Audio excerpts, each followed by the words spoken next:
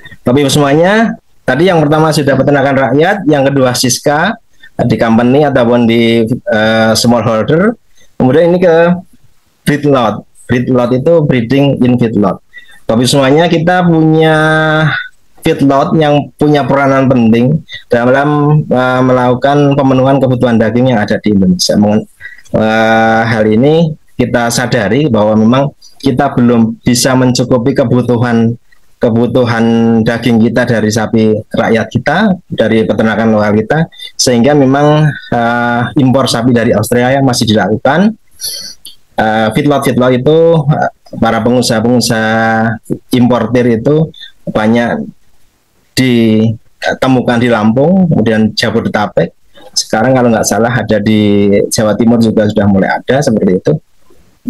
Nah, breeding di feedlot ini dulu menjadi tuntutan bagi feedlot harus punya breeding seperti itu, karena memang contohnya mereka juga harus mengembangkan breeding untuk menambah populasi.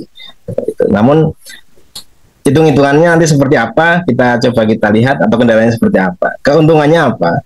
Biasanya karena feedlot sapinya dari Australia, jenis sapinya biasanya adalah sapi-sapi Brahman atau Brahman cross. Ada yang cross dengan Angus, cross dengan Caroline, dengan Hereford dan segala macamnya itu produktivitasnya bagus sekali. Apalagi Brahman itu di Indonesia juga alamnya habitnya hampir sama dengan Indonesia. Nafsu makannya luar biasa bagus, sehingga konversi terhadap daging, konversi terhadap karkasnya juga bagus. Produktivitasnya bagus. Kemudian ketika memang dilepas liarkan, dikawinkan secara alami, itu juga reproduksinya bagus, seperti itu. Dengan kawin alami angka kebuntingannya cukup tinggi. Nah, tapi ada kelemahannya ketika memang dilakukan dengan sistem yang intensif, yaitu dengan semi range atau mungkin di paddock yang memang butuh suplai pakan juga. Ini kosnya katanya tinggi sekali. Ya memang tinggi sekali. Nafsu makan yang besar, bobot di atas 400 itu berarti sehari sudah habis berapa rupiah kan, seperti itu. Nah, kemudian ada juga memang breedlot yang hasil kalau bahasa feedlot itu kecelakaan, mengimpor sapi-sapi heifer dari Australia. Rata-rata kalau saya pernah mengecek kebuntingan 2.000 ekor, contoh 2.000 ekor kita lakukan pemeriksaan kebuntingan. Itu setelah mau dipanen, setelah mau dijual, kita cek dulu kebuntingannya, karena kalau dibunting nggak boleh dipotong di RBH, nanti kena pasal juga. Itu harus cek. Rata-rata hampir sekitar 5% itu bunting dari Australia. Nah, yang hati-hati ini adalah salah satunya adalah spayed heifer. Ada tanda-tanda di telinga yang memang circle bolong seperti itu. Ini sebagai tanda bahwa itu sudah disterilkan dari sana. Tapi ada juga yang memang masih bunting. Mungkin proses spayingnya ini dilakukan ketika sapi sudah dalam kondisi bunting. Nah, kondisinya ketika dikawinkan secara intensif di dalam pen itu, atau mungkin dipelihara di masyarakat, ini silent heat, lebih banyak ke silent heat. Nah, kecuali memang tadi dilepas liarkan, atau mungkin di dalam pen yang diamati deteksi birahinya dengan intensif, kita lihat ekspresi dinaiki, menaiki segala macam. Ini silent heat-nya ini tidak muncul, jadi angka kebuntingannya juga tetap tinggi.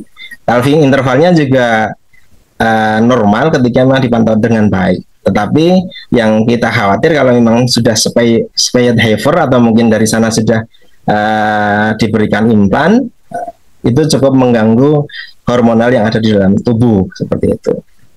Nah, kalau kekurangan lainnya dari sapi Brahman, ini keindukannya sebagian rendah. Jadi mereka kadang hanya pengen buat anak, tapi nggak pengen ngerawat anaknya.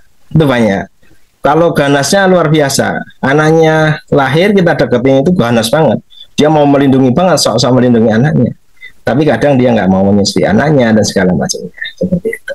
Nah, kendala yang ada di breedlot ini salah satunya adalah, yang pertama adalah diare kompleks.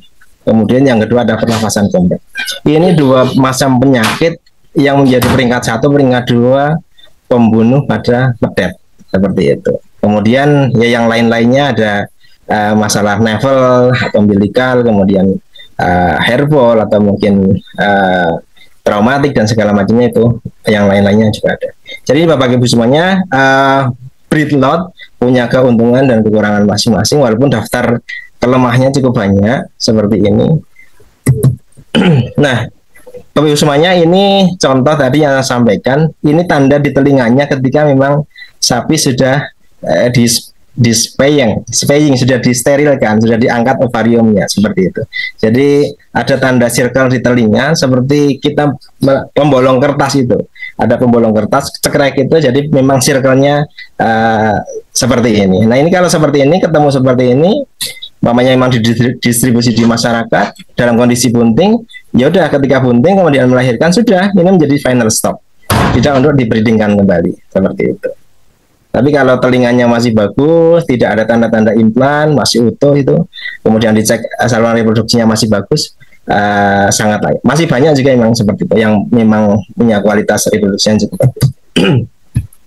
Nah, ini Bapak Ibu semuanya, memang di musim kemarau kita masih bisa di Indonesia ini menyediakan kandang-kandang yang kandang-kandang beranak, induk dan anak itu yang kering, bersih, nyaman seperti ini.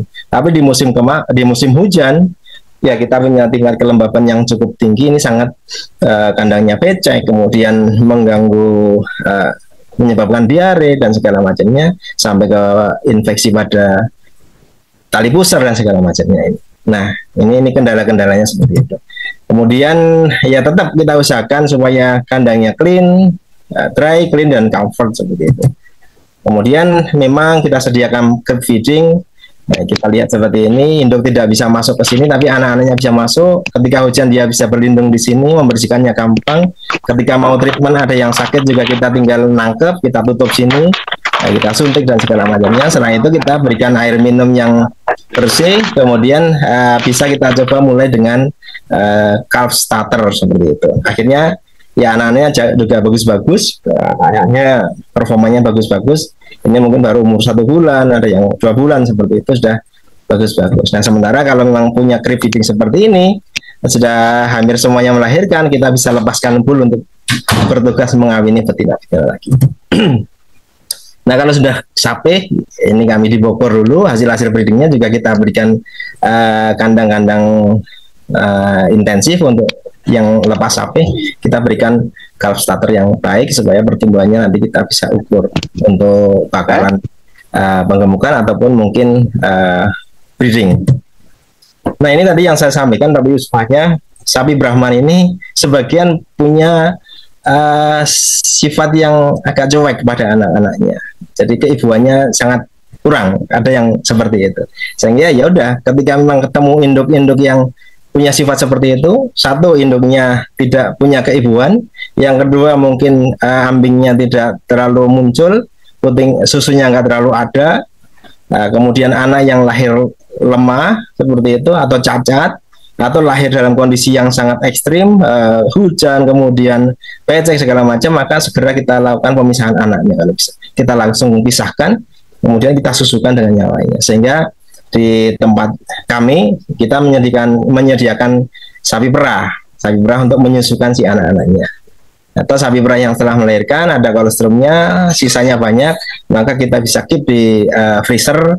Ketika memang ada beberapa kriteria bedet tadi, induk yang tidak punya mothering ability dan segala macamnya, itu kita bisa berikan seperti ini. Nah, memang kendala lain tadi yang disampaikan bahwa breeding intensif ini high cost seperti itu. Nanti kita hitung.